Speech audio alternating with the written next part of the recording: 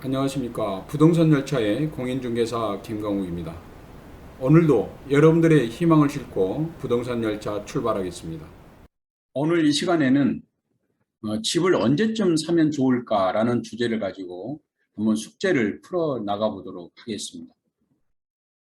집을 내놓고 팔리기를 기다리는 사람들이 있는가 하면 집을 언제쯤 사는 것이 좋을지 또 고민하는 사람들이 있습니다. 집을 팔려고 하시는 분들은 그분들 나름대로 고민이 많을 거고, 집을 사시려고 하시는 분들은 또 그분들 나름대로 고민이 많을 것 같습니다. 2021년도에 사실 집값이 천정부지로 뛰다 보니까 많은 사람들이 주택 구입에 불안을 느끼고 또 정부 정책에 불만과 한숨을 쉬는 사람들이 많았습니다. 이러한 그 불안한 마음에 성급하게 그 일을 저지른 사람도 계십니다. 한간에는 뭐 영끌격도 있었다라고 하는데 사실 그렇게 무모한 행동을 하시는 분들은 많지 않으리라고 생각을 합니다. 그냥 사람들이 하는 말이겠지라는 생각입니다. 그렇다면 집을 필요로 하는 사람들은 어떻게 해야 할까요? 제 결론은 지금 당장은 아니라고 생각을 합니다. 조금 더 기다려보자.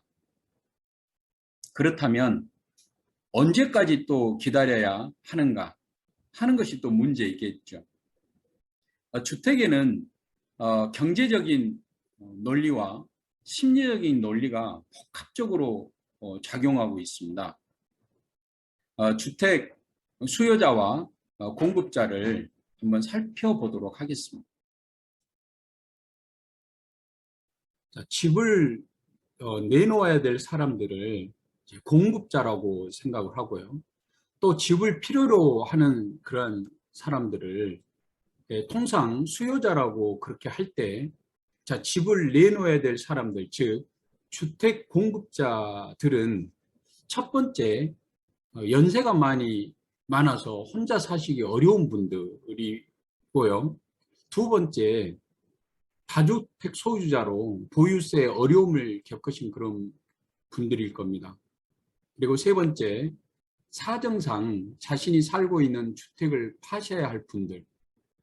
그리고 네 번째, 혼인으로 세대를 합쳐서 2주택이 되신 분들이겠죠.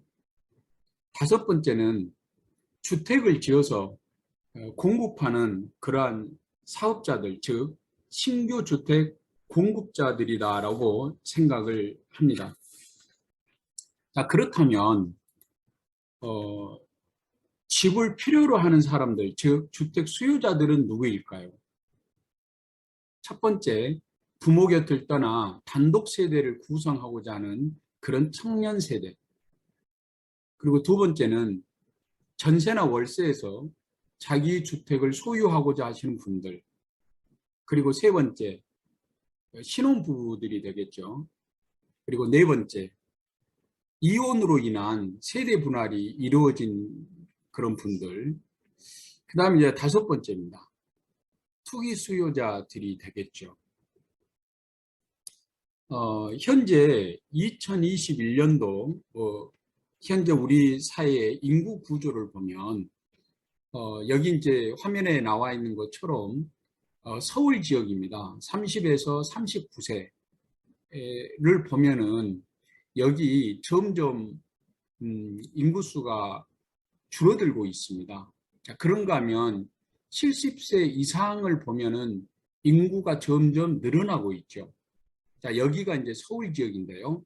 다음은 경기 지역입니다. 자, 여기 지금 경기 지역이 있는데, 경기 지역 마찬가지 30에서 39세, 즉 말해서, 그 결혼 정년기에 들어있는 그런 사람들입니다. 점점 인구수가 줄어들고 있고요. 자, 여기 70세 이상은 점점 인구수가 늘어나고 있습니다. 지금 방금 서울과 경기 지역이 이제 수도권 지역이라고 말할 수가 있는데, 왜 여기서 수도권 지역을 얘기를 하냐면 사실은 주택의 그 가격 상승을 불러온 지역이 바로 이 수도권 지역입니다. 특히 서울 지역이었죠. 그래서 이 지역의 주택 수요가 전반적으로 전국에 영향을 미치기 때문에 여기를 중심으로 해서 점검을 해드리는 겁니다.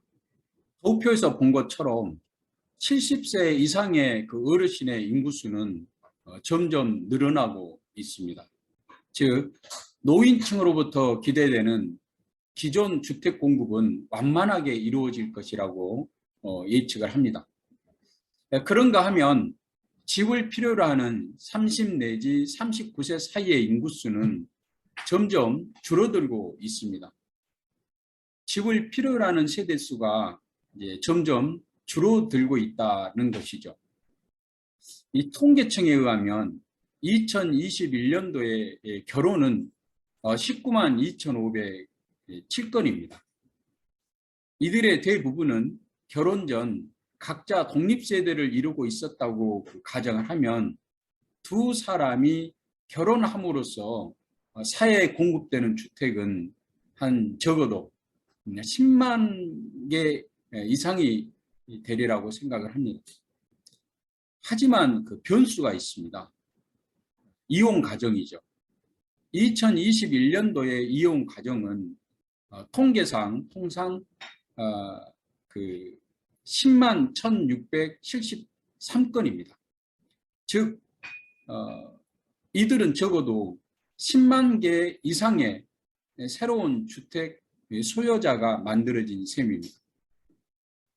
주택의 수요와 공급은 다양한 원인에 의해서 변화되고 있기 때문에 반드시 산술적인 그런 계산으로 맞지 않습니다.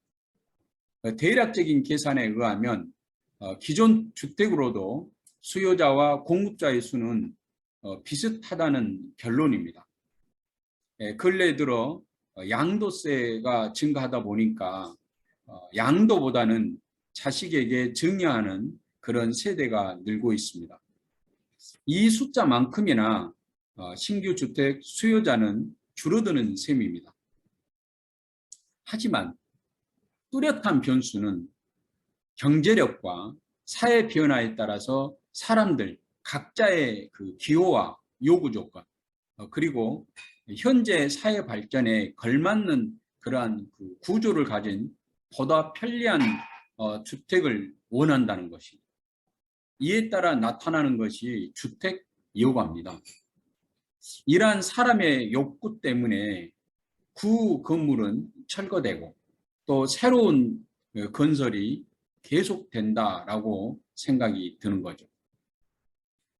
그렇다면 2020년 그리고 2021년도에 착공된 건축의 건수를 한번 보겠습니다. 자, 표에서 보는 것처럼 2020년과 2021년도에 그 수도권에서 착공된 것이 57만 8,657가구입니다. 그 완공 시기는 대략 2023년 내지 2024년쯤 되리라고 그렇게 생각을 합니다. 우리 사회가 필요로 하는 그러한 그 주택 수의 충분한 물량이 되지 않을까. 그런데 이름에도 불구하고 우리 사회는 집이 부족하여 사실 아우성이고 집값이 계속 오르고 있는 그 이유는 무엇일까요? 한마디로 집값이 계속 오를 것이라는 불안 심리와 또 보이지 않는 투기적 손들의 움직임이 또한 큰 역할을 하지 않았을까 하는 그런 생각도 해봅니다. 윤석열 정부에서는 임기 5년 동안에 그 수도권에 약 130만 가구 이상의 주택을 공급하겠다라고 하고 있습니다. 그 표에서 보는 것처럼 재건축, 재개발에서 30만 5천 호를 공급을 하고 도심, 역세권, 복합개발로 13만 호 그리고 국공유지 및 차량기지 복합개발을 해서 14만 호 정도 그리고 이제 소규모 정비 사업에서 또 6만 5천 호, 공공택지에서 74만 호, 기타 12만 호를 공급하겠다라고 하고 있습니다. 공급 계획에는 청년 원가주택 30만 호와 역세권 첫집주택 20만 호 공급이 따로 이제 구성이 되어 있습니다. 청년들은 이건 역시 노려볼 만한 충분한 가치가 있다고 생각이 듭니다. 그래서 서두르지 말자입니다. 그리고 재개발, 재건축, 리모델링을 활성화하겠다고 하고 있습니다.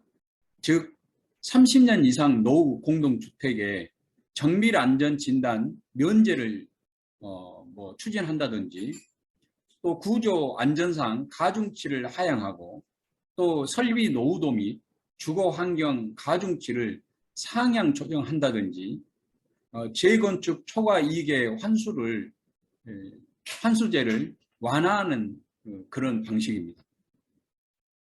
이러한 재건축, 재개발의 허가 요건 완화는 공급을 증가시키는 요인이 되겠지만, 세제, 대출 등의 규제를 완화하는 것도 포함이 되어 있어서 한편으로는 수요의 증가를 더할 수도 있다라는 생각입니다.